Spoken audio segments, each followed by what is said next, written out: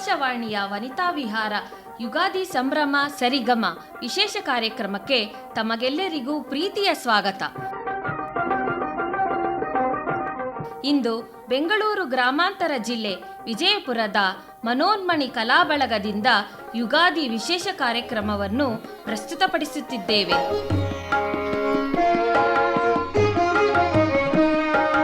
ಒಂದು ಕಾಲಕ್ಕೆ ಕೃಷಿಯೇ ಪ್ರಧಾನವಾಗಿದ್ದ ನಮ್ಮ ಭಾರತ ದೇಶ ಇತ್ತೀಚಿನ ವರ್ಷಗಳಲ್ಲಿ ಕೈಗಾರಿಕೆ, ತಂತ್ರಗಾರಿಕೆ, ಕಲೆಗಾರಿಕೆ, ಗುಡಿಗಾರಿಕೆ ಹೀಗೆ ಇನ್ನೂ ಅನೇಕ ಕ್ಷೇತ್ರಗಳಲ್ಲಿ ಬಹಳ ಮೇಲುಗೈ ಸಾಧಿಸುತ್ತಾ ಪ್ರಪಂಚದ ಅತ್ಯುನ್ನತ ದೇಶಗಳೊಂದಿಗೆ ತಾನೂ ಒಂದಾಗಿ ನಿಂತಿದೆ.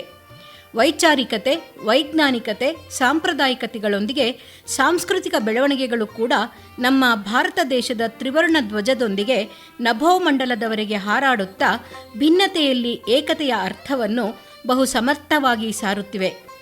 ದೇಶದ ಸ್ಥಿತಿಗತಿಗಳು ಮೇಲ್ಮುಖವಾಗಿ ಸಾಗಿದಂತೆ ಜನರ ಮನೆಗಳಲ್ಲಿನ ಸಂಪ್ರದಾಯ ಆಚರಣೆಗಳು ಕೂಡ ಅಷ್ಟೇ ನಂಬಿಕೆಯಿಂದ ಭಕ್ತಿಯಿಂದ ಬಿತ್ತರಗೊಳ್ಳುತ್ತಿವೆ.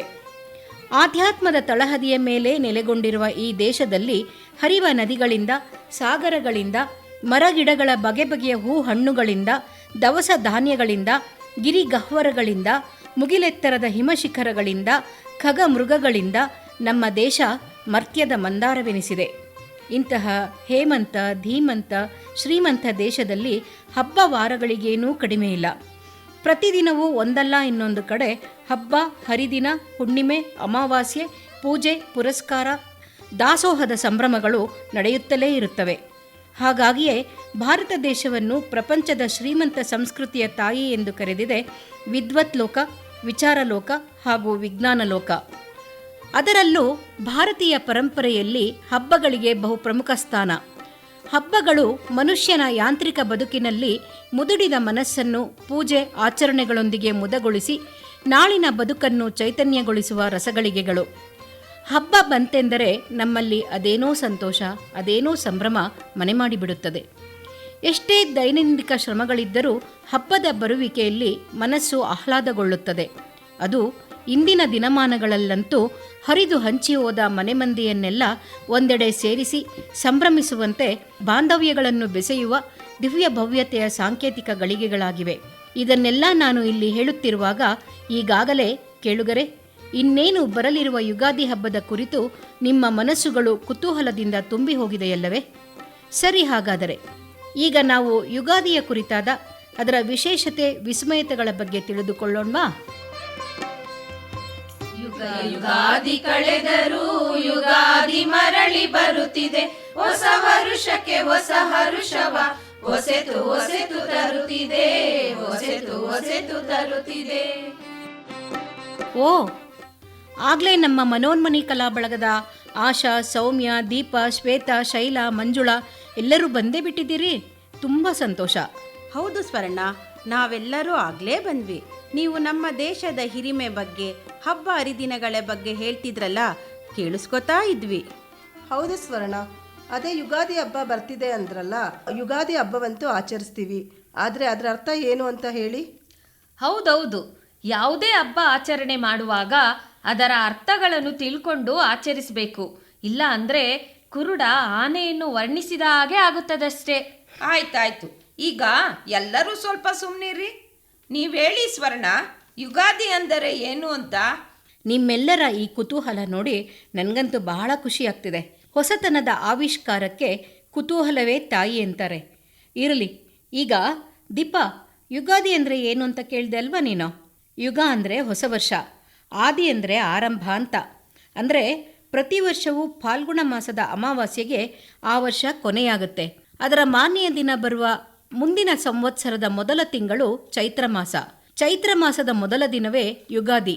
ಪ್ರತಿ ವರ್ಷವೂ ಮಾರ್ಚ್ ಅಥವಾ ಏಪ್ರಿಲ್ ತಿಂಗಳಲ್ಲಿ ಯುಗಾದಿ ಹಬ್ಬ ಬರುತ್ತೆ. ಅಬ್ಬಾ, ಎಷ್ಟು ಅರ್ಥವತ್ತಾಗಿದೆಯಲ್ಲ ಈ ಯುಗಾದಿಯ ಅರ್ಥ. ಹೌದು ಆಶಾ, ಈ ಯುಗಾದಿಗೆ ಪೌರಾಣಿಕ ಹಿನ್ನೆಲೆಯೂ ಇದೆಯಮ್ಮ. ಶ್ರೀಕೃಷ್ಣನ ದೇಹಾಂತ್ಯವಾದಾಗ ಈ ಭೂಮಿಯ ಮೇಲೆ ಕಲಿಯ ಪ್ರವೇಶವಾಗಿ ಅಲ್ಲಿಗೆ ದ್ವಾಪರ ಯುಗ ಮುಗಿದು ಕಲಿಯುಗ ಪ್ರಾರಂಭವಾಗುತ್ತೆ. ಆ ದಿನವನ್ನೇ ಯುಗಾದಿ ಅಂತ ಹೇಳಲಾಗುತ್ತೆ. ಇದರ ಜೊತೆಗೆ ಇನ್ನೂ ಒಂದು ಪೌರಾಣಿಕ ಹಿನ್ನೆಲೆ ಇದೆ ದೀಪ. ಏನು ಅಂದರೆ ಬ್ರಹ್ಮದೇವ ಎಷ್ಟೋ ಮಿಲಿಯಗಟ್ಟಲೆ ವರ್ಷಗಳ ತಪಸ್ಸಿನ ನಂತರ ಒಮ್ಮೆ ಸೃಷ್ಟಿಯ ಕಾರ್ಯವನ್ನು ಆರಂಭಿಸಿದನೆಂದು ಆ ದಿನವನ್ನೇ ಹೊಸ ಯುಗದ ಆದಿ ಅಂದರೆ ಆರಂಭವೆಂದು ಮುಂದೆ ಯುಗಾದಿ ಎಂದು ರೂಢಿಗತವಾಯಿತು ಅನ್ನೋದು ಇನ್ನೊಂದು ಹೇಳಿಕೆ ಇದೆ. ಇದರ ಜೊತೆಗೆ ಶಾತವಾಹನನ ಮಗ ಶಾಲಿವಾಹನ ದೊರೆ ತನ್ನ ರಾಜ್ಯಭಾರವನ್ನು ಪ್ರಾರಂಭಿಸಿ ಹೊಸ ಶಕೆಯನ್ನು ಹುಟ್ಟುಹಾಕುತ್ತಾನೆ. ಹಾಗಾಗಿ ಆ ದಿನವನ್ನೇ ಯುಗಾದಿ ಎಂದು, ಅಂದಿನಿಂದ ಶಾಲಿವಾಹನ ಶಕೆ ಪ್ರಾರಂಭವಾಯಿತೆಂದು ಐತಿಹಾಸಿಕ ದಾಖಲೆಗಳು ಹೇಳುತ್ತವೆ. ಹೀಗೆ ಯುಗಾದಿಗೆ ಪೌರಾಣಿಕ, ಭೌಗೋಳಿಕ, ಖಗೋಳಿಕ, ಐತಿಹಾಸಿಕ ಹಿನ್ನೆಲೆಗಳೂ ಇವೆ. ಹೌದಾ ಸೌಮ್ಯ, ಒಳ್ಳೆ ಮಾಹಿತಿ ಕೊಟ್ಟೆ ನೀನು. ಅದೇನೋ ಸರಿ, ಈ ಯುಗಾದಿಗೆ ಎಷ್ಟೊಂದು ವಿಶೇಷತೆಗಳಿವೆ ಗೊತ್ತಾ? ಏ ಶೈಲಾ, ನಾನು ಹೇಳ್ತೀನಿರು ಅದನ್ನು. ಬೆಳಿಗ್ಗೆ ಬೇಗ ಎದ್ದು ಎಣ್ಣೆ ಸ್ನಾನ ಮಾಡೋದು, ಹೊಸ ಬಟ್ಟೆ ತೊಡೋದು, ಮನೆಯ ಬಾಗಿಲಿಗೆ ಮಾವು ಬೇವಿನ ತೋರಣ ಕಟ್ಟಿ ಅಲಂಕರಿಸೋದು, ದೇವರ ಪೂಜೆ ಮಾಡಿ ಬೇವು ಬೆಲ್ಲ ತಿನ್ನೋದು, ಮನೆಯಲ್ಲಿ ಹೋಳಿಗೆ ಅಡಿಗೆ ಮಾಡಿ ಮನೆ ಮಂದಿಯೆಲ್ಲ ಒಟ್ಟಿಗೆ ಕೂತು ಊಟ ಮಾಡೋದು, ಎಲ್ಲರೊಂದಿಗೆ ಹೊಸ ವರ್ಷದ ಶುಭಾಶಯಗಳನ್ನು ವಿನಿಮಯ ಮಾಡಿಕೊಳ್ಳೋದು ಹಾಗೂ ಸಂಜೆಗೆ ಪಂಚಾಂಗ ಶ್ರವಣ ಕೇಳೋದು, ಇವೆಲ್ಲವೂ ಯುಗಾದಿ ಹಬ್ಬದ ವಿಶೇಷತೆಗಳು. ಹೌದಾ ಸ್ವರ್ಣ, ಇಷ್ಟೇನಾ ಯುಗಾದಿ ಹಬ್ಬದ ವಿಶೇಷತೆ? ಅಷ್ಟಕ್ಕೂ ಇವೆಲ್ಲ ಮೇಲ್ಮುಖದ ಆಚರಣೆಗಳಷ್ಟೇ ಅಲ್ವಾ? ಈ ಆಚರಣೆಗಳಲ್ಲಿನ ವಿಶೇಷ ಅರ್ಥಗಳೇನು ಹೇಳ್ತೀರಾ? ಹೌದು ಹೌದು, ನಮ್ಮ ಹಿರಿಯರು ಎಲ್ಲಕ್ಕೂ ಒಂದೊಂದು ವೈಚಾರಿಕವಾದ ವಿಶೇಷ ಅರ್ಥಗಳನ್ನು ಒಳಗೊಂಡೇ ಸಾಂಪ್ರದಾಯಿಕ ಆಚರಣೆಗಳನ್ನು ರೂಪಿಸಿರುತ್ತಾರೆ. ಮಂಜುಳಾ ಹೇಳಿದ ಈ ಎಲ್ಲ ಬಹಿರ್ಮುಖ ಆಚರಣೆಗಳ ನಿಜಾರ್ಥವನ್ನು ನೀವು ಹೇಳ್ತೀರಾ ಸ್ವರ್ಣ? ಹೌದೌದು ಗೆಳತಿಯರೇ, ನೀವು ಸರಿಯಾಗಿ ಯೋಚಿಸ್ತಿದ್ದೀರಿ. ಸರಿಯಾದ ಅರ್ಥ ತಿಳ್ಕೊಳ್ದೆ ಮಾಡೋ ಆಚರಣೆಗಳೆಲ್ಲ ವ್ಯರ್ಥವೇ. ಈಗ ಮಂಜುಳಾ ಹೇಳಿದ ಒಂದೊಂದೇ ವಿಷಯಗಳ ಬಗ್ಗೆ ವಿಶ್ಲೇಷಣೆ ಮಾಡ್ತಾ ಹೋದರೆ, ಹಬ್ಬದ ದಿನ ಬೆಳಗ್ಗೆ ಬೇಗ ಎದ್ದು ತಲೆಗೆ ಮೈಗೆ ಹರಳೆಣ್ಣೆ ಹಚ್ಕೊಂಡು ಹಿಂದಿನ ದಿನವೇ ನೆನೆಸಿರುವ ಬೇವಿನ ಸೊಪ್ಪಿನ ನೀರನ್ನು ಕಾಯಿಸಿ ಸ್ನಾನ ಮಾಡೋದ್ರಿಂದ ಮೈಮೇಲಿನ ಕ್ರಿಮಿಕೀಟಗಳು ನಾಶವಾಗುತ್ತವೆ. ಜೊತೆಗೆ ಯುಗಾದಿ ನಂತರದ ಬೇಸಿಗೆಯ ದಿನಗಳಲ್ಲಿ ಕಾಡುವ ಚರ್ಮ ರೋಗಗಳಿಗೆ ಒಂದು ತಡೆಗೋಡೆಯಾಗ್ತದೆ. ದೇಹವನ್ನು ಸಮಶೀತೋಷ್ಣ ಸ್ಥಿತಿಯಲ್ಲಿಡುತ್ತೆ. ದೇಹದ ಇಮ್ಯುನಿಟಿ ಪವರ್ ಹೆಚ್ಚುತ್ತೆ. ಜೊತೆಗೆ ದೇಹ ಮತ್ತು ಮನಸ್ಸನ್ನು ಪ್ರಫುಲ್ಲತೆಯಲ್ಲಿಡುತ್ತೆ ಬೇವಿನ ನೀರಿನ ಸ್ನಾನ. ಮತ್ತೆ ಯುಗಾದಿಗೆ ಹೊಸ ಬಟ್ಟೆ ಅದು ಬೇಕೇ ಬೇಕಾ? ಅದು ಹಾಗೇನಿಲ್ಲ ಶೈಲಾ, ಅವರವರ ಬಡ್ಜೆಟ್ಗೆ ಬಿಟ್ಟ ವಿಷಯ ಅದು. ಆದರೂ ಯುಗಾದಿ ದಿನ ಮನೆ ಹಿರಿಕಿರಿಯರೆಲ್ಲ ಸೇರಿ ಎಣ್ಣೆ ಸ್ನಾನ ಮಾಡಿ ಹೊಸ ಬಟ್ಟೆ ತೊಡೋದು ಒಂದು ಸಂಪ್ರದಾಯವಾಗಿದೆ. ಜೊತೆಗೆ ಹಳೆ ವರ್ಷದ ಕಹಿಯನ್ನೆಲ್ಲ ಸರಿಸಿ ಹೊಸ ವರ್ಷದ ಮಧುರ ಕ್ಷಣಗಳನ್ನು ಅನುಭವಿಸುವುದು ಹೊಸ ಬಟ್ಟೆಯ ತೊಡುವಿಕೆಗೆ ಅರ್ಥ ಅಂತ ನನ್ನ ಅನಿಸಿಕೆ. ಅಷ್ಟೇ ಅಲ್ಲ ಆಶಾ, ಪ್ರಕೃತಿ ಕೂಡ ಬಹಳ ಬದಲಾವಣೆಗಳನ್ನು ಕಾಣುತ್ತೆ. ಈ ಸಮಯದಲ್ಲಿ ಮರಗಿಡಗಳು ತಮ್ಮಲ್ಲಿನ ಹಳೆಯ ಎಲೆಗಳನ್ನು ಕಳಚಿ ಹೊಸ ಹಸಿರಿನ ಚಿಗುರುಟ್ಟು ನಿಂತಿರುವುದನ್ನು ನೋಡುವುದೇ ಆನಂದ. ಹಾಗಾದರೆ ಮನೆಯ ಬಾಗಿಲುಗಳಿಗೆ ಕಟ್ಟುವ ತೋರಣದ ಬಗ್ಗೆ ಏನು ಹೇಳ್ತೀರಾ ಸ್ವರ್ಣ? ನೋಡಿ ಗೆಳತಿಯರೇ, ತೋರಣಕ್ಕೆ ನಾವು ಬಳಸೋದು ಮಾವು ಬೇವಿನ ಎಲೆಗಳನ್ನು ಹಾಗೂ ಎಲೆಗುಚ್ಛಗಳನ್ನು. ಇವುಗಳನ್ನು ಮನೆಯ ಹೊರಬಾಗಿಲಿಗೆ ಕಟ್ಟುವುದರಿಂದ ಒಂದು, ಅದು ಶುಭದಾಯಕ ಸಂಕೇತ. ಎರಡನೆಯದು ಮನೆಗೆ ಅಲಂಕಾರಿಕ. ಮೂರನೆಯ ವಿಷಯ, ಅವುಗಳಲ್ಲಿರುವ ಜೈವಿಕ ರಸಗಳು ಹಾಗೂ ವಾಸನೆ ಬೇಸಿಗೆಯಲ್ಲಿ ಮನೆಯೊಳಗೆ ನುಗ್ಗಿ ಬರುವ ಬ್ಯಾಕ್ಟೀರಿಯಾ, ವೈರಸ್, ಸೊಳ್ಳೆ, ಗುಂಗ್ರಿಗಳನ್ನು ಅಲ್ಲೇ ಹೊರಗೆ ತಡೆಯುತ್ತೆ. ಅವುಗಳಿಂದ ಬರುವ ರೋಗಗಳ ತಡೆಗೆ ಒಂದು ತರಹದ ಎಚ್ಚರಿಕೆಯ ವಿಧಾನ ಕೂಡ ಆಗಿರುತ್ತೆ ತೋರಣ ಕಟ್ಟೋದು. ಜೊತೆಗೆ ನಾವು ಆಚೆ ಈಚೆ ಓಡಾಡ್ತಾ ಇರುವಾಗ ಆ ತೋರಣದ ಹಸಿರು ಬಣ್ಣ ನಮ್ಮ ಕಣ್ಣುಗಳನ್ನು ತಂಪಾಗಿಸಿ ದೃಷ್ಟಿಶಕ್ತಿಯನ್ನು ಕೂಡ ಹೆಚ್ಚಿಸುತ್ತೆ. ಅಬ್ಬಾ, ಎಷ್ಟೊಂದು ಅರ್ಥ ಹಾಗೂ ಉಪಯೋಗಗಳಿವೆ ಅಲ್ವಾ ತೋರಣ ಕಟ್ಟೋದರ ಹಿಂದೆ?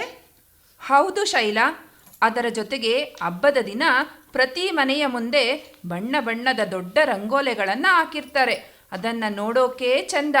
ವಾತಾವರಣದಲ್ಲಿನ ಸಕಾರಾತ್ಮಕ ಅಂಶಗಳನ್ನು ಈ ರಂಗೋಲೆಗಳು ಹೀರಿಕೊಂಡು ಅಲ್ಲಿ ಓಡಾಡುವ ನಮ್ಮ ಮೇಲೆ ಅದರ ಪ್ರಭಾವವನ್ನು ಬೀರುತ್ತವೆ ಅನ್ನೋದು ಹಿರಿಯರ ವೈಚಾರಿಕ ಹೇಳಿಕೆ. ಈಗ ಕುವೆಂಪು ಅವರು ಯುಗಾದಿಯ ಬಗ್ಗೆ ಬರೆದಿರುವ ಒಂದು ಹಾಡಿದೆಯಲ್ಲ, ಅದನ್ನೆಲ್ಲರೂ ಸೇರ್ಕೊಂಡು ಹೇಳೋಣವಾ? ಹೇಳೋಣ. ಸುರಲೋಕದ ಸುರ ನದಿಯಲ್ಲಿ ಮಿಂದು ಸುರಲೋಕದ ಸಂಪದವನು ತಂದು ನವ ಸಂವತ್ಸರ ಭೂಮಿಗೆ ಬಂದು ಕರೆಯುತ್ತಿದೆ ನಮ್ಮನು ಇಂದು. ಸುರಲೋಕದ ಸುರ ನದಿಯಲ್ಲಿ ಮಿಂದು ಸುರಲೋಕದ ಸಂಪದವನ್ನು ತಂದು ನವ ಸಂವತ್ಸರ ಭೂಮಿಗೆ ಬಂದು ಕರೆಯುತ್ತಿದೆ ನಮ್ಮನು ಇಂದು. ಗೀತೆಯ ಘೋಷದಿ ನವ ಅತಿಥಿಯ ಕರೆ ಹೃದಯ ದ್ವಾರವ ನಗಲಕ್ಕೆ ತೆರೆ ತೆರೆ. ಗೀತೆಯ ಘೋಷದಿ ನವ ಅತಿಥಿಯ ಕರೆ ಹೃದಯ ದ್ವಾರವ ನಗಲಕ್ಕೆ ತೆರೆ ತೆರೆ. ನವ ಜೀವನ ರಸ ಬಾಳಿಗೆ ಬರಲಿ ನೂತನ ಸಾಹಸವೈತರಲಿ. ಸುರಲೋಕದ ಸುರ ನದಿಯಲ್ಲಿ ಮಿಂದು ಸುರಲೋಕದ ಸಂಪದವನ್ನು ತಂದು ನವ ಸಂವತ್ಸರ ಭೂಮಿಗೆ ಬಂದು ಕರೆಯುತ್ತಿದೆ ನಮ್ಮನು ಇಂದು. ಮಾವಿನ ಬೇವಿನ ತೋರಣ ಕಟ್ಟು ಬೇವು ಬೆಲ್ಲಗಳನ್ನೊಟ್ಟಿಗೆ ಕೊಟ್ಟು. ಮಾವಿನ ಬೇವಿನ ತೋರಣ ಕಟ್ಟು ಬೇವು ಬೆಲ್ಲಗಳನ್ನೊಟ್ಟಿಗೆ ಕೊಟ್ಟು. ಜೀವನವೆಲ್ಲ ಬೇವು ಬೆಲ್ಲ ಎರಡೂ ಸವಿವನೆ ಕಲಿಮಲ್ಲ. ಸುರಲೋಕದ ಸುರ ನದಿಯಲ್ಲಿ ಮಿಂದು ಸುರಲೋಕದ ಸಂಪದವನ್ನು ತಂದು ನವ ಸಂವತ್ಸರ ಭೂಮಿಗೆ ಬಂದು ಕರೆಯುತ್ತಿದೆ ನಮ್ಮನು ಇಂದು. ಹೊಸ ಮರದಲ್ಲಿ ಹೂ ತುಂಬಿದೆ ನೋಡು ಆಲಿಸು ಜೇನಿನ ಹಬ್ಬದ ಹಾಡು. ಹೊಸ ಮರದಲ್ಲಿ ಹೂ ತುಂಬಿದೆ ನೋಡು ಆಲಿಸು ಜೇನಿನ ಹಬ್ಬದ ಹಾಡು. ಜೀವನವೆಂಬುದು ಹೂವಿನ ಬೀಡು ಸವಿಯದೆ ಹೆಜ್ಜೆ ನಿನಗೂಡು. ಸುರಲೋಕದ ಸುರ ನದಿಯಲ್ಲಿ ಮಿಂದು ಸುರಲೋಕದ ಸಂಪದವನ್ನು ತಂದು ನವ ಸಂವತ್ಸರ ಭೂಮಿಗೆ ಬಂದು ಕರೆಯುತ್ತಿದೆ ನಮ್ಮನು ಇಂದು. ಕರೆಯುತ್ತಿದೆ ನಮ್ಮನು ಇಂದು. ಎಲ್ಲ ಸರಿ, ಆದರೆ ಬೇವು ಬೆಲ್ಲ ತಿನ್ನೋದಿದೆಯಲ್ಲ ಇದಂತೂ ಒಂಥರ ಕಷ್ಟನಪ್ಪ. ಅದರಲ್ಲೂ ಮಕ್ಕಳಂತೂ ಎಷ್ಟು ಹೇಳಿದ್ರೂ ತಿನ್ನೋದೇ ಇಲ್ಲ. ನನ್ನ ಮಗಳಂತೂ ನನ್ನನ್ನು ಏಮಾರಿಸಿ ಬೇವಿನ ಎಲೆಗಳನ್ನು ತೆಗೆದು ಬರೀ ಬೆಲ್ಲ ಮಾತ್ರ ತಿಂದಿರ್ತಾಳೆ. ದೇಹದ ಮೇಲೆ ಅದರಿಂದಾಗುವ ಪರಿಣಾಮಗಳೇನು ಅಂತ ಗೊತ್ತಾದರೆ ಬಹುಶಃ ತಿಂತಾಳೇನೋ. ಅದೇನು ಅಂತ ಒಂದು ಸ್ವಲ್ಪ ಹೇಳ್ತೀರಾ ಸ್ವರ್ಣ? ಅದನ್ನು ನಾನು ಹೇಳ್ತೀನಿ ದೀಪ. ನಮ್ಮೆಲ್ಲ ಶುಭ ಅಶುಭ ಆಚರಣೆಗಳ ಹಿಂದೆ ನಮ್ಮ ಹಿರಿಯರ ಉನ್ನತವಾದ ಚಿಂತನೆಗಳು ಬಹು ಮುಖ್ಯವಾಗಿವೆ. ಹಬ್ಬದ ದಿನ ನಾವು ಬೇವು ಬೆಲ್ಲವನ್ನು ದೇವರಿಗೆ ನೈವೇದ್ಯ ಮಾಡಿ ತಿನ್ನೋದರ ಹಿಂದೆ ನಮ್ಮ ನಡೆನುಡಿಗಳಲ್ಲಿ ದೈವಿಕತೆ ಸುಳಿಯುತ್ತೆ. ಬೆಲ್ಲದಲ್ಲಿ ಕಬ್ಬಿಣ ಮತ್ತು ಕ್ಯಾಲ್ಸಿಯಂ ಇರೋದ್ರಿಂದ ದೇಹದ ಮೂಳೆಗಳು ಗಟ್ಟಿಯಾಗ್ತವೆ. ಬೇವಿನಲ್ಲಿ ಗಾಯಗಳನ್ನು ನೋವುಗಳನ್ನು ಗುಣಗೊಳಿಸುವ ಶಕ್ತಿ ಇದೆ. ದೇಹದ ನಂಜನ್ನು ನಿವಾರಿಸುತ್ತೆ. ವಿರೇಚಕ ಗುಣವಿದೆ. ರಕ್ತವನ್ನು ಶುದ್ಧೀಕರಿಸುತ್ತೆ ಬೇವು. ದೇಹದ ರೋಗ ನಿರೋಧಕ ಶಕ್ತಿಯನ್ನು ಹೆಚ್ಚಿಸುತ್ತೆ. ಹಾಗಾಗಿ ಬೇವು ಬೆಲ್ಲವನ್ನು ಹಬ್ಬದ ದಿನ ಎಲ್ಲರೂ ತಿನ್ನಲೇಬೇಕು. ಅಷ್ಟೇ ಅಲ್ಲ, ವಾರಕ್ಕೊಂದು ದಿನ ಬೇವಿನ ಚಿಗುರನ್ನು ತಿಂತಾ ಬಂದರೆ ಎಷ್ಟೊಂದು ರೋಗಗಳನ್ನು ತಡಿಬಹುದು ಗೊತ್ತಾ?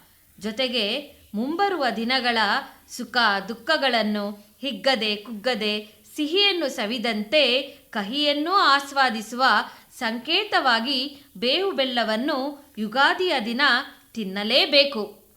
ಬರೀ ಅಷ್ಟೇ ಅಲ್ಲ ಸೌಮ್ಯ, ಅದಕ್ಕೊಂದು ಶ್ಲೋಕ ಇದೆ. ಅದನ್ನು ಹೇಳಿಕೊಂಡು ತಿನ್ನಬೇಕು. ಹೌದಾ? ಏನದು ಶ್ಲೋಕ? ಶತಾಯುರ್ವಜ್ರದೇಹಾಯ ಸರ್ವ ಸಂಪರ್ಕರಾಯ ಚ ಸರ್ವಾರಿಷ್ಟ ವಿನಾಶಾಯ ನಿಂಬಕಂ ದಳಭಕ್ಷಣಂ ಅಂತ. ಇದರ ಅರ್ಥ ಏನು ಆಶಾ?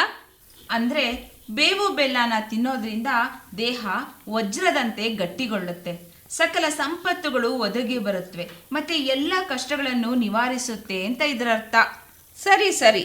ಇನ್ನು ಊಟದ ವಿಷಯಕ್ಕೆ ಬಂದ್ರಂತೂ ಎಷ್ಟೊಂದು ವಿಧ ವಿಧದ ಅಡುಗೆಗಳನ್ನು ಹಬ್ಬದ ದಿನ ಮಾಡ್ತಾರಲ್ವಾ, ಅದನ್ನು ನೆನೆಸಿಕೊಂಡ್ರೆ ಈಗಲೇ ಹೊಟ್ಟೆ ಹಸಿತಿದೆ. ಹೌದು, ಭಾರತೀಯ ಪರಂಪರೆಯಲ್ಲಿ ಪ್ರತಿಯೊಂದು ಹಬ್ಬದಲ್ಲೂ ಅದು ಬರುವ ದಿನಗಳ ಹವಾಮಾನಗಳಿಗನುಸಾರವಾಗಿ ನಮ್ಮ ಹಿರಿಯರು ಅದಕ್ಕನುಗುಣವಾದ ತಿಂಡಿ ತಿನಿಸು ಅಡುಗೆಗಳನ್ನು ರೂಪಿಸಿದ್ದಾರೆ. ಹಾಗೆಯೇ ಈ ಯುಗಾದಿ ವರ್ಷದ ಮೊದಲ ಸಂಭ್ರಮದ ಹಬ್ಬವಾದ್ದರಿಂದ ಈ ದಿನಕ್ಕೆ ಒಬ್ಬಟ್ಟು, ಅನ್ನ, ಹೋಳಿಗೆ ಸಾರು, ಕೋಸಂಬರಿ, ಹುರುಳಿಕಾಯಿ ಪಲ್ಯ, ಮಾವಿನಕಾಯಿ ಚಿತ್ರಾನ್ನ, ಶುಂಠಿ, ಕರಿಬೇವು, ಕೊತ್ತಂಬರಿ ಒಗ್ಗರಣೆಯ ಮಜ್ಜಿಗೆ ಪ್ರಮುಖವಾದುವು. ಭಾರತೀಯ ಅಡುಗೆ ಪರಂಪರೆಯಲ್ಲಿ ಒಬ್ಬಟ್ಟಿಗೆ ಬಹು ಮಹತ್ವದ ಹಿರಿದಾದ ಸ್ಥಾನ. ಒಬ್ಬಟ್ಟು ಮಹಾರಾಜನಾದರೆ ಮಿಕ್ಕ ಅಡಿಗೆ ಪದಾರ್ಥಗಳು ಪರಿವಾರದಂತೆ. ಅದಕ್ಕೆ ಯುಗಾದಿಯಂದು ಒಬ್ಬಟ್ಟೇ ಮಾಡೋದು. ಇನ್ನು ನಮಗೆಲ್ಲ ಹೊಸ ವರ್ಷದ ಪ್ರಾರಂಭ ಯುಗಾದಿಯಿಂದಲೇ ಅಲ್ವಾ? ಅದಕ್ಕೆ ಫ್ರೆಂಡ್ಸ್ಗೆ, ಸಂಬಂಧಿಕರೆಲ್ಲರಿಗೂ ಶುಭಾಶಯ ಹೇಳೋದು ಕೂಡ ಬಹಳ ಮುಖ್ಯ. ಈಗಲೇ ಒಂದ್ಸಲ ಎಲ್ಲರಿಗೂ ಹೇಳ್ಬಿಡ್ಲಾ ಹೊಸ ವರ್ಷದ ಶುಭಾಶಯಗಳನ್ನು? ಸ್ವಲ್ಪ ಇರು ಶ್ವೇತಾ, ಮೊದಲು ಪಂಚಾಂಗ ಶ್ರವಣದ ಬಗ್ಗೆ ತಿಳ್ಕೊಳ್ಳೋಣ. ಅದೇ ಯುಗಾದಿ ದಿನ ಸಾಯಂಕಾಲ ನಮ್ಮೂರಿನ ಕುಮಾರಸ್ವಾಮಿ ದೇವಸ್ಥಾನದಲ್ಲಿ, ನಗರೇಶ್ವರ ದೇವಸ್ಥಾನದಲ್ಲಿ ಪಂಚಾಂಗ ಶ್ರವಣ ಹೇಳ್ತಾರಲ್ಲ, ನಾನಂತೂ ಪ್ರತಿ ವರ್ಷವೂ ಹೋಗಿ ನನ್ನ ರಾಶಿ ಫಲ ಕೇಳ್ಕೊಂಬರ್ತೀನಿ. ಇರುದೀಪ, ಮೊದಲು ಪಂಚಾಂಗ ಅಂದರೆ ಏನು, ಅದನ್ನು ಹೇಗೆ ತಯಾರಿಸ್ತಾರೆ ಅಂತ ತಿಳ್ಕೊಳ್ಳೋಣ. ಸ್ವರ್ಣ, ಇದನ್ನು ಕುರಿತು ನೀವೇ ಹೇಳ್ತೀರಾ? ಆಯಿತು, ಹೇಳ್ತೀನಿ. ರಾಶಿ, ನಕ್ಷತ್ರ, ತಿಥಿ, ಯೋಗ ಮತ್ತು ಕರ್ಣ ಈ 5 ಅಂಗಗಳು ಸೇರಿ ಪಂಚಾಂಗ ಆಗುತ್ತೆ. ಭೂಮಿಯ ಉಪಗ್ರಹವಾದ ಚಂದ್ರನ ಚಲನೆಯ ಆಧಾರದ ಮೇಲೆ ಹೊಸ ವರ್ಷದ ಮುಂಬರುವ ದಿನಗಳಲ್ಲಿನ ಗಾಳಿ, ಮಳೆ, ಬೆಳೆ ಹಾಗೂ ಕೃಷಿಯ ಫಲಗಳನ್ನು ಹೇಳಲಾಗ್ತದೆ. ಭೂಮಿ ಮತ್ತು ಚಂದ್ರನ ತಿರುಗುವಿಕೆಯ ಅಧ್ಯಯನದ ಆಧಾರದ ಮೇಲೆ ಪ್ರವಾಹ, ಸುನಾಮಿ, ಚಂಡಮಾರುತ ಮತ್ತು ಹಬ್ಬ, ಹುಣ್ಣಿಮೆ, ಅಮಾವಾಸ್ಯೆ, ಗ್ರಹಣದ ವಿಷಯಗಳನ್ನು ಈ ಪಂಚಾಂಗ ವಿವರಿಸ್ತದೆ. ಜೊತೆಗೆ 12 ರಾಶಿಗಳ ಶುಭ, ಅಶುಭ, ಲಾಭ, ನಷ್ಟ, ಆರೋಗ್ಯ, ಕಾರ್ಯಸಿದ್ಧಿಗಳ ಫಲವನ್ನು ಕೂಡ ಪಂಚಾಂಗದಲ್ಲಿ ಹೇಳಲಾಗ್ತದೆ. ಈ ವಿಷಯಗಳನ್ನು ಒಬ್ಬ ನುರಿತ ಪುರೋಹಿತ ಅಥವಾ ಹಿರಿಯ ವ್ಯಕ್ತಿ ಯಾವುದಾದರೂ ದೇವಾಲಯದ ಆವರಣದಲ್ಲಿ ಓದಿ ಹೇಳ್ತಾರೆ. ಅದನ್ನೆಲ್ಲ ನಾವು ಅಲ್ಲಿಗೆ ಹೋಗಿ ಕೇಳ್ತೀವಲ್ಲ, ಅದೇ ಪಂಚಾಂಗ ಶ್ರವಣ. ಆ ನಂತರ ದೇವರಿಗೆ ಆರತಿ ಮಾಡಿ ಸಿಹಿ ಹಂಚ್ತಾರೆ. ಹಾಗಾಗಿ ನಾವು ಆಚರಿಸೋದು ಚಾಂದ್ರಮಾನ ಯುಗಾದಿ ಮತ್ತು ಅನುಸರಿಸೋದು ಚಾಂದ್ರಮಾನ ಕ್ಯಾಲೆಂಡರ್. ಇನ್ನೊಂದು ವಿಷಯ ಏನು ಗೊತ್ತಾ? ವಸಂತ ನವರಾತ್ರಿ, ಶರನ್ನವರಾತ್ರಿ, ಶಾಕಂಬರಿ ನವರಾತ್ರಿ, ದತ್ತ ನವರಾತ್ರಿ, ಹೀಗೆ ಎಷ್ಟೊಂದು ನವರಾತ್ರಿಗಳಿವೆ. ಈ ಯುಗಾದಿಯ ದಿನದಿಂದ ಮುಂದಿನ 9 ದಿನಗಳನ್ನು ವಸಂತ ನವರಾತ್ರಿ ಅಂತ ಕರೀತಾರೆ. ಈ ವಸಂತ ನವರಾತ್ರಿಯ ಕೊನೆ ದಿನ ಶ್ರೀರಾಮನವಮಿ ಹಬ್ಬ. ಪಾನಕ ಪಣ್ಯಾರೆಗಳ ಸುಗ್ಗಿಯೋ ಸುಗ್ಗಿ. ದಸರಾದ ಶರನ್ನವರಾತ್ರಿಯಲ್ಲಿ ಶಕ್ತಿ ಪೂಜೆಗಳಾದರೆ ವಸಂತ ನವರಾತ್ರಿಯಲ್ಲಿ ಪ್ರಕೃತಿ ಪೂಜೆಗಳು ನಡೆಯುತ್ತವೆ. ಹೌದು, ಈ ಯುಗಾದಿ ಹಬ್ಬ ನಮ್ಮ ರಾಜ್ಯದಲ್ಲಿ ಮಾತ್ರನಾ ಅಥವಾ ದೇಶದ ಎಲ್ಲ ಕಡೆ ಆಚರಿಸ್ತಾರಾ? ಶ್ವೇತಾ, ಯುಗಾದಿಯನ್ನು ನಮ್ಮ ದೇಶದ ಎಲ್ಲ ರಾಜ್ಯಗಳಲ್ಲೂ ಬೇರೆ ಬೇರೆ ಹೆಸರುಗಳಿಂದ ಬೇರೆ ಬೇರೆ ತರಹದ ಆಚರಣೆಗಳಿಂದ ಆಚರಿಸಲಾಗ್ತದೆ. ಉದಾಹರಣೆಗೆ ಕರ್ನಾಟಕದಲ್ಲಿ ನಾವು ಯುಗಾದಿ ಅಂತ ಕರಿತೀವಿ ತಾನೆ, ಹಾಗೆ ಆಂಧ್ರ ಮತ್ತು ತೆಲಂಗಾಣದಲ್ಲಿ ಉಗಾದಿ ಅಂತ ಕರೀತಾರೆ. ಗೋವಾ ಮತ್ತು ಮಹಾರಾಷ್ಟ್ರದಲ್ಲಿ ಗುಡಿಪಾಡ್ವಾ ಅಂತ ಕರೀತಾರೆ. ತಮಿಳುನಾಡಿನಲ್ಲಿ ಪುತ್ತಾಂಡು ಅಂತ ಹೇಳ್ತಾರೆ. ಸಿಂಧಿಗಳು ತೇಜಿಚಂದ್ ಅನ್ನುವ ಹೆಸರಿನಲ್ಲಿ ಯುಗಾದಿಯನ್ನು ಆಚರಿಸಿದರೆ, ಪಂಜಾಬ್ನಲ್ಲಿ ಬೈಸಾಚಿ, ಅಸ್ಸಾಂನಲ್ಲಿ ಬೊಹಾಗ್ ಬೇವು, ಕೇರಳದಲ್ಲಿ ವಿಷು, ಕಾಶ್ಮೀರದಲ್ಲಿ ನವನೇರ ಅನ್ನುವಂಥ ಹೆಸರುಗಳಿಂದ ಯುಗಾದಿ ಹಬ್ಬವನ್ನು ಆಚರಿಸ್ತಾರೆ. ತಮಿಳುನಾಡಿನಲ್ಲಿ ಅವರು ಸೌರಮಾನ ಯುಗಾದಿಯನ್ನು ಪ್ರತಿ ವರ್ಷ ಏಪ್ರಿಲ್ 14ರಂದೇ ಆಚರಿಸ್ತಾರೆ. ಸೂರ್ಯನ ಸುತ್ತ ಸುತ್ತುವ ಭೂಮಿಯನ್ನು ಆಧಾರವಾಗಿಟ್ಟುಕೊಂಡು ಅವರು ಸೌರಮಾನ ಯುಗಾದಿ ಆಚರಿಸ್ತಾರೆ ಮತ್ತು ಸೌರಮಾನ ಕ್ಯಾಲೆಂಡರನ್ನು ಅನುಸರಿಸ್ತಾರೆ. ಓಹೋ, ಎಷ್ಟೊಂದು ವೈವಿಧ್ಯತೆ ಇದೆಯಲ್ವಾ ಯುಗಾದಿಯ ಹೆಸರುಗಳಲ್ಲಿ. ಹೌದು, ಬೇರೆ ಬೇರೆ ದೇಶಗಳಲ್ಲೂ ಯುಗಾದಿ ಆಚರಣೆ ಏನಾದರೂ ಇದೆಯಾ? ಇದೇ ಶೈಲಾ. ಇಂಡೋನೇಷ್ಯಾದಲ್ಲಿ ನೈಪಿ ಎನ್ನುವ ಹೆಸರಿನಲ್ಲಿ ಅವರು ಯುಗಾದಿಯನ್ನು ಆಚರಿಸಿದರೆ, ಮಾರಿಷಸ್ನಲ್ಲಂತೂ ಅವತ್ತು ಸಾರ್ವತ್ರಿಕ ರಜೆಯನ್ನೇ ಘೋಷಿಸಿಬಿಡ್ತಾರೆ. ಅಲ್ಲಿರುವ ಭಾರತೀಯರೆಲ್ಲರೂ ಯುಗಾದಿ ಹಬ್ಬವನ್ನು ಆಚರಿಸ್ತಾರೆ. ಅಬ್ಬಬ್ಬ, ಏನಪ್ಪ ಈ ಯುಗಾದಿ ಮಹಿಮೆ! ಕೇಳಿದಷ್ಟು ಅಕ್ಷಯವಾಗ್ತಿದೆ. ಅದರ ವಿಷಯಗಳು ಇಷ್ಟೇನಾ ಅಥವಾ ಇನ್ನೂ ಇದೆಯಾ ಸ್ವರ್ಣ? ಇನ್ನೂ ಒಂದು ಮುಖ್ಯ ಸಂಗತಿ ಇದೆ ಮಂಜುಳಾ. ಹೌದಾ? ಏನದು? ಯುಗಾದಿಯ ದಿನ ಮಹಾಶರಣ ಅಲ್ಲಮ ಪ್ರಭುದೇವರ ಜಯಂತಿ. ಯುಗಾದಿಯಾದ 3 ದಿನಕ್ಕೆ ದೇವರ ದಾಸಿಮಯ್ಯನವರ ಜಯಂತಿ. ಯುಗಾದಿಯ ಹುಣ್ಣಿಮೆಯೆಂದು ಮಹಾದೇವಿಯಕ್ಕನ ಜಯಂತಿ. ಹೀಗೆ ಹಿಂದೂ ಪಂಚಾಂಗದ ವರ್ಷದ ಮೊದಲ ದಿನದಿಂದಲೇ ಶರಣರ ಪರ್ವ ಪ್ರಾರಂಭವಾಗುತ್ತೆ. ಶರಣರು ಲೋಕಕ್ಕೆ ಉದಾತ್ತವಾದ ಧ್ಯೇಯವನ್ನು ತೋರಿದವರು. ಈಗ ನಾವು ಪ್ರಭುದೇವರ ಒಂದು ವಚನವನ್ನು ಹೇಳೋಣವಾ? ಆಗಲಿ. ಯಾವ್ದು ಹೇಳೋಣ? ಕಲ್ಯಾಣವೆಂಬ ಪ್ರಣತೆಯಲ್ಲಿ ಹೇಳೋಣವಾ? ಸರಿ ಸರಿ, ಅದನ್ನೇ ಅದೇ ಹೇಳೋಣ. ಕಲ್ಯಾಣವೆಂಬ ಪ್ರಣತೆಯಲ್ಲಿ ಭಕ್ತಿರಸವೆಂಬ ತೈಲವನೆರೆದು ಆಚಾರವೆಂಬ ಭಕ್ತಿಗೆ ಬಸವಣ್ಣನೆಂಬ ಜ್ಯೋತಿಯ ಮುಟ್ಟಿಸಲು ತೊಲಗಿ ಬೆಳಗುತ್ತಿದ್ದಿತಯ್ಯ ಶಿವನ ಪ್ರಕಾಶ, ಶಿವನ ಪ್ರಕಾಶ, ಶಿವನ ಪ್ರಕಾಶ. ಆ ಬೆಳಗಿನೊಳಗೆ ಬೆಳಗುತ್ತಿದ್ದರಯ್ಯ ಅಸಂಖ್ಯಾತ ಪ್ರಮಥಗಣಗಳು. ಶಿವಭಕ್ತರಿದ್ದ ಕ್ಷೇತ್ರ ಅವಿಮುಕ್ತ ಕ್ಷೇತ್ರವೆಂಬುದು ಹುಸಿಯೇ. ಶಿವಭಕ್ತರಿದ್ದ ದೇಶ ಪಾವನವೆಂಬುದು ಹುಸಿಯೇ, ಪಾವನವೆಂಬುದು ಹುಸಿಯೇ, ಪಾವನವೆಂಬುದು ಹುಸಿಯೇ. ಗುಹೇಶ್ವರ ಲಿಂಗದಲ್ಲಿ ಎನ್ನ ಪರಮಾರಾಧ್ಯ ಸಂಗನ ಬಸವನ ಮಹಿಮೆಯ ನೋಡ. ಸಿದ್ದರಾಮಯ್ಯ, ಸಿದ್ದರಾಮಯ್ಯ, ಸಿದ್ದರಾಮಯ್ಯ. ಆಯಿತು, ಈಗ ನಾವು ಎಷ್ಟೊಂದು ವಿಷಯಗಳನ್ನು ಯುಗಾದಿ ಬಗ್ಗೆ ಮಾತಾಡಿದ್ವಲ್ಲ. ಈಗ ನಾವು ಯುಗಾದಿಯ ಬಗೆಗಿನ ಈ ಮಾತುಕತೆಗಳನ್ನು ಮುಗಿಸ್ತಾ ಎಲ್ರಿಗೂ ಶುಭ ಕೋರೋಣವಾ?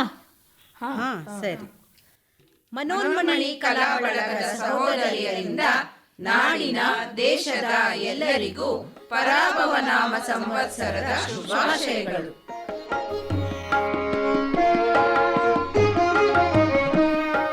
ಇದುವರೆಗೆ ಯುಗಾದಿ ಸಂಭ್ರಮ ಸರಿಗಮ ವಿಶೇಷ ವನಿತಾ ವಿಹಾರ ಕಾರ್ಯಕ್ರಮ ಕೇಳಿದಿರಿ. ಈ ಕಾರ್ಯಕ್ರಮದಲ್ಲಿ ನಿಮ್ಮ ಜೊತೆಯಾದವರು ನಾವು ಬೆಂಗಳೂರು ಗ್ರಾಮಾಂತರ ಜಿಲ್ಲೆ ವಿಜಯಪುರದ ಮನೋನ್ಮಣಿ ಕಲಾ ಬಳಗದ ಸಹೋದರಿಯರಾದ ಬಿ ಸ್ವರ್ಣಗೌರಿ, ಶ್ವೇತಾ ಮಂಜುನಾಥ್, ಮಂಜುಳಾ ಉಮೇಶ್ ಚಂದ್ರ, ಆಶಾ ರವಿ, ಶೈಲಜಾ ಶಾಂತವೀರಣ್ಣ, ದೀಪಾಮೂರ್ತಿ, ಸೌಮ್ಯಾ ಪಿ. ಈ ಕಾರ್ಯಕ್ರಮವನ್ನು ನಿರೂಪಿಸಿ ತರಬೇತಿ ನೀಡಿದವರು ಬಿ ಸ್ವರ್ಣಗೌರಿ. ಮತ್ತೊಮ್ಮೆ ಎಲ್ಲರಿಗೂ ಹೊಸ ವರ್ಷದ ಶುಭಾಶಯಗಳು. ನಮಸ್ಕಾರ.